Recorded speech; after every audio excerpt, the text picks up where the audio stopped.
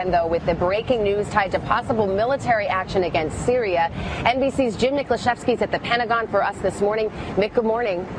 Good morning, Savannah. This is clearly a new twist over the tensions between the U.S. and Russia over potential U.S. military attacks against Syria. The Russians announcing that they are sending a guided missile cruiser, the Moskva, and at least one anti-submarine warship into the Eastern Med, where U.S. warships are floating on standby. At this point, U.S. military officials are only calling it interesting, and they refuse to go so far as to call it provocative. They point out that the Russians normally have about a dozen warships in the area and that they have their own military naval base there at Tartus in Syria. So they acknowledge that, in fact, they do have some stake in the game. But as the U.S. military has said repeatedly that they're prepared to send a message to Syria, it appears that President Putin is sending a message to the U.S. Savannah. All right, Jim Niklashevsky at the Pentagon, where it may be very busy today. Thank you. Tensions are escalating in the Mediterranean waters as Russia unveils plans to strengthen its naval presence